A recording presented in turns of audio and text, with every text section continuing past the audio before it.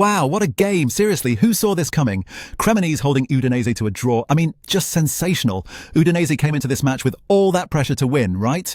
Their recent form had us thinking this was going to be a walk in the park for them, but it was anything but predictable. We expected Udinese to dominate, show off that incredible physical play, and maybe capitalise on set pieces. But here's the thing. Nicolo Zaniolo's equaliser seemed like just the beginning of an offensive onslaught that never arrived. Oh man, Cremonese played the underdog card to perfection, bouncing back with Filippo Terracciano's early goal and just shutting down Udinese with determined defence. What a twist. Guys, if you're vibing on this analysis, make sure to hit that subscribe button. Stay with us for more surprises. Now, shifting our focus, let's talk about a player who truly stood out. Filippo Terracciano. I mean, where do you even begin with his performance? He was just everywhere on that pitch against Udinese. And I've got to say, his early goal, that was a game changer. It was more than just a well-timed shot. It was the spark Cremonese needed to fend off stronger foes.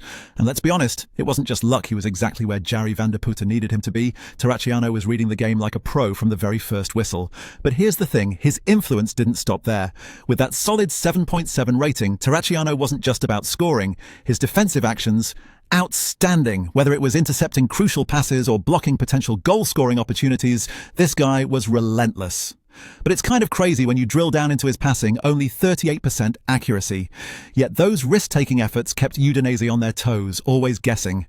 Maybe not every pass landed, but when they did, wow, it set the Cremonese attack in motion.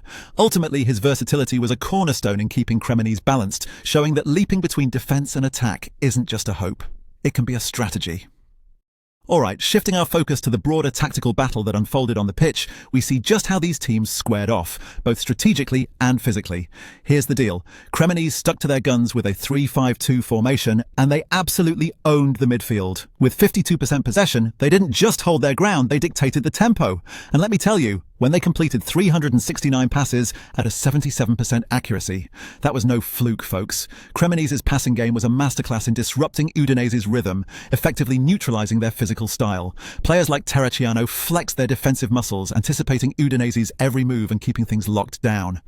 Meanwhile, Matteo Bianchetti was equally pivotal, solidifying a backline that didn't flinch against Udinese's set-piece threats. Now, turning to Udinese, we see their frustration boil over with 14 fouls, and Cremonese wasn't holding back either, adding 15 fouls to the tally.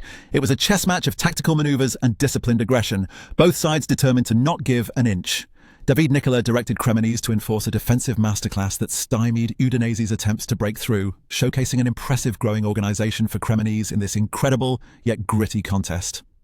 Now, diving into the heart of the second half, both teams recognised that something had to give, right? I mean, it's like you could feel the tension ramp up around the 61st minute when David Nicola decided he needed fresh legs to keep Cremonese's defensive diligence intact. He brought on Tommaso Barbieri and Daci Lord Kipanidze. Why? Well, it seems to energise the midfield and ensure they don't lose that early momentum. Seriously, talk about a move to stabilise and sustain pressure.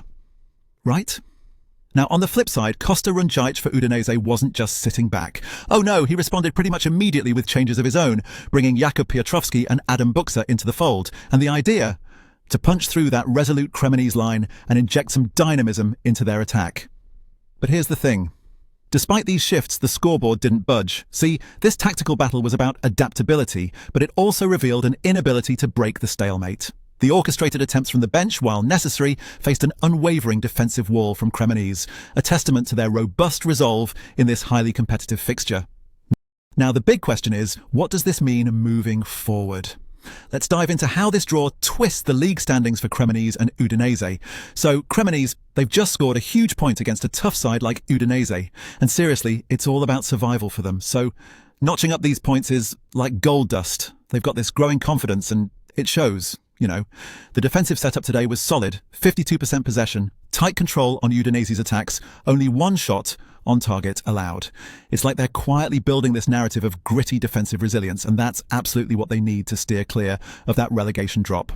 On the flip side, man oh man, Udinese. This was a chance, a real chance to jump a few spots, particularly with their eyes set on digging into that top 6 territory. But ending in a draw, it kind of screams, we need more. They've been on a solid form run, but this one just slipped away. It's about finding the balance between that strong defence and turning good form into wins. They need to crack the code against those Cremoneses of the world if they want to play with the big boys. So what do you guys think? Is this a turning point for Cremonese or just a bump in the road for Udinese? Drop your thoughts in the comments and let's get this conversation rolling.